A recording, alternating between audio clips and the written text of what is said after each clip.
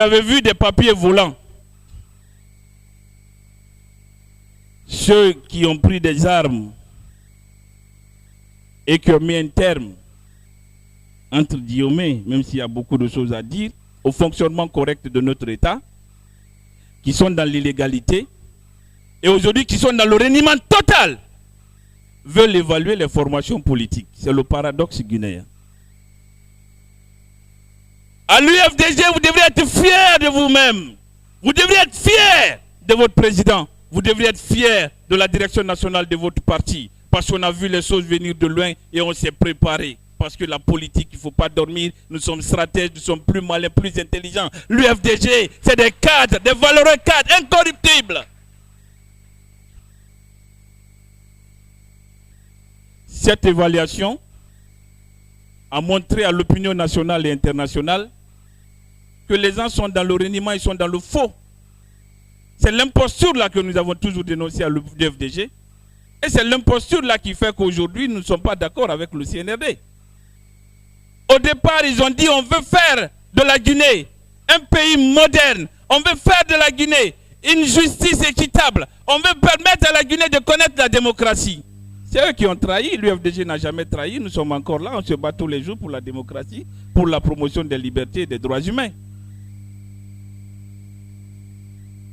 Vous avez vu que les partis politiques qui ont été certifiés, les 98%, ce sont des leaders politiques qui ne sont pas connus. Ils n'ont pas de siège. Ils n'ont pas de compte bancaire. Ils ne font pas d'assemblée générale.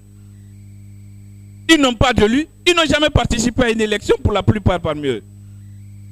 Et certains avec des leaders politiques sans conviction, sans repère, en mal avec leur conscience. Mais des salopards qui sont prêts à tout sacrifier sous l'autel de l'argent, de l'ego et des ambitions démesurées. Aujourd'hui, ils sont nourris, ils sont habillés et ils sont entretenus par le CNRD. Résultat des courses, ceux qui voulaient refonder notre administration, ceux qui voulaient refonder le pays, se sont retrouvés dans l'imposture. Parce que vous ne pouvez pas dire que ces petites formations politiques qui ne représentent absolument rien, comme je le rappelais tout à l'heure, des petites formations qui ne sont connues de personne, qui sont admis d'office, alors que les grandes formations politiques comme l'UFDG, comme le RPG ou l'UFR se retrouvent dans les difficultés. N'ayez pas peur de ça, l'UFDG, ça ne doit pas nous ébranler. Nous sommes totalement solidaires de nos frères de l'UFR, du RPG et de les autres qui sont dans cette situation d'injustice. Le CNRD veut nous diviser. Il faut refuser cette division-là.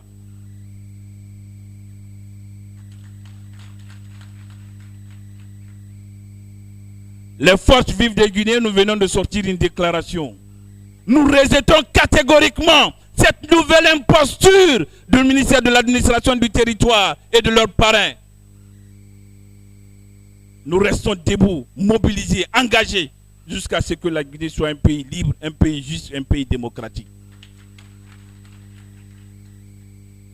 Chaque fois qu'il s'agit de l'UFDG, il y a beaucoup de tintamarre. Parce que beaucoup veulent que le parti disparaisse. Mais on ne peut pas, malheureusement. L'UFDG, j'ai l'habitude de dire, vous avez deux stars. La première vedette, c'est vous, les militants, les cadres et sympathisants de notre formation politique. Vous êtes incorruptibles, on ne peut pas vous acheter. Aujourd'hui, on distribue des sacs de riz un peu partout. Les gens sont achetés à coups d'espèces sonnantes et trébuchantes. À l'UFDG, on ne veut même pas de votre argent, parce que c'est de l'argent sale. C'est de l'argent issu de la corruption, du vol, du détournement des deniers publics. C'est pourquoi vous êtes nombreux ce matin dans cette salle.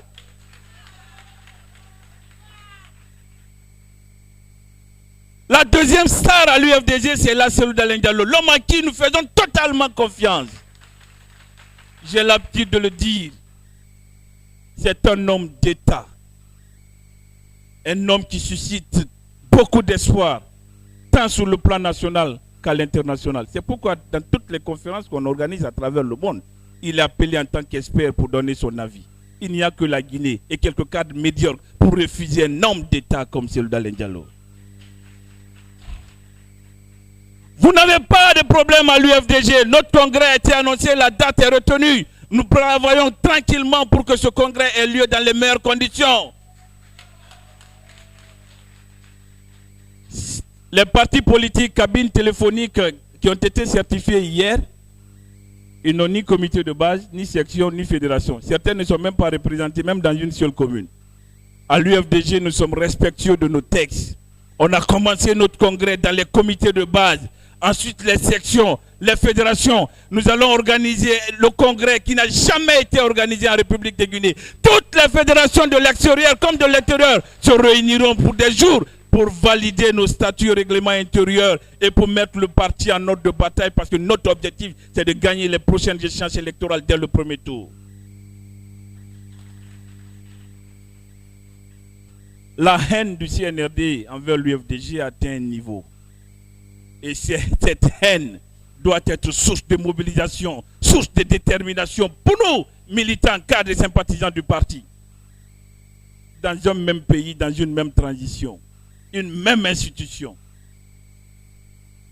Le ministère de l'administration du territoire dit qu'on n'a pas organisé notre congrès et on a 45 jours pour le faire, pour ne pas être suspendu. Le tribunal de Dixine pense qu'il faut arrêter le congrès parce que selon eux, il y a des problèmes à l'intérieur du parti. Une même institution, un même pays. Vous comprenez le degré de haine des gens. Ce n'est pas une affaire de Cellou Dalein Diallo. Soyez mobilisés, soyez déterminés. C'est une affaire de la Guinée. Et quand ça concerne la Guinée, ça concerne tous les dignes fils et filles de notre République. À l'UFDG, il n'y a pas de problème.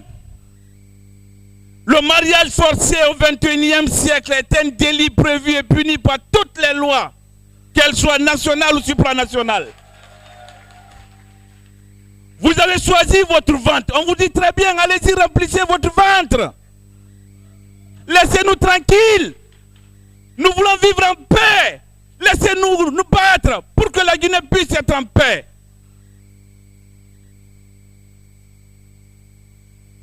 Ils disent qu'ils veulent que Mamadi reste au pouvoir. Que même une transition de 10 ans, ils ne sont pas contre. Ils disent qu'ils sont même capables de mobiliser les dockers du port autonome à payer la caution pour la candidature de Mamadi Doumbouya. Tout ça, c'est très beau. Mais puisque la vocation de l'UFDG, ce n'est pas accompagner Mamadi dans cette dynamique de confiscation du pouvoir, pourquoi vous voulez nous embêter? Et pourquoi dans une république normale, on ne peut pas trancher? La justice de notre pays est devenue le problème, là où elle devrait être la solution. Aujourd'hui, tout va mal dans le pays parce que les hommes et les femmes en robe ont décidé de trahir leur serment. Partout où il n'y a pas de justice équitable, vous n'avez pas de paix, vous n'avez pas de démocratie, vous n'avez pas de liberté. Et des intellectuels sectaires à l'indignation sélective qui ne conçoivent la liberté de conscience que dans un sens, passent tout leur temps à taxer les gens d'être des va-t-en-guerre, à taxer l'axe d'être des va-t-en-guerre. Quand vous venez dans les concessions des gens, vous renversez les marmites, vous torturez les parents devant leurs enfants, vous détenez les gens et pour leur libération, ils doivent payer 3 millions, 4 millions, 5 millions. On est devenus des esclaves dans notre propre pays. Quand il y a des manifestations, tu ne peux même pas venir sur l'acte parce qu'on peut te prendre même si tu n'es pas intéressé. Et pour te libérer, on demande 3 millions de nos francs, 4 millions de nos francs. Lorsque vous n'êtes pas capable de dire à ceux-là d'arrêter, vous ne pouvez pas parler de paix, vous ne pouvez pas être audible. C'est pourquoi j'ai l'habitude de le dire qu'il faut faire attention. Lorsque vous voyez dans votre pays les germes qui ont conduit d'autres peuples à la violence et à l'autodestruction, vous voyez les mêmes germes apparaître sur vous, vous alertez, vous interpellez pour que décision soit prise pour mettre fin à de telles pratiques. Ceux qui ont décidé de remplir leur ventre, ils n'ont qu'à continuer à remplir le ventre et laisser l'UFDG tranquille. Nous ne sommes pas d'accord par rapport à la gouvernance actuelle. Nous ne sommes pas d'accord par rapport au reniement des valeurs. Le général Mamadi Doumbouya, devant tout le monde, sans pression, il a dit à l'opinion nationale et internationale, moi, ainsi que tous les autres membres des organes de la transition ne peuvent être candidats sur cette élection. Il a matérialisé dans la charte de la transition, qu'eux-mêmes ils ont élaboré et imposé au peuple de Guinée, dans les articles 46, 55 et 65. S'il décide d'aller à l'encontre de ça, ça va être considéré comme un parjure. Et par conséquent, il va être combattu comme d'autres l'ont été avant lui. Dadis est aujourd'hui en prison avec un seul mot, la responsabilité de commandement. De même, personne ne viendra nous voir pour nous dire « Je n'étais pas au courant quand je suis allé opérer par là. Je n'étais pas au courant quand les enfants étaient fusillés sur l'axe. » C'est maintenant qu'il faut corriger toutes ces anomalies. Nous disons encore une fois de plus, il faut rester mobilisé, il faut rester déterminé. L'UFDG n'a aucun problème. L'UFDG continue à faire son travail et ce torchon du ministère de l'administration du territoire n'engage que ceux qui croient. Nous continuons à nous préparer pour notre congrès national en attendant que la haine au plus haut niveau de l'État, au niveau du ministère de la Justice et au niveau, n'est-ce pas, de l'administration du territoire, qu'ils puissent s'entendre sur un élément.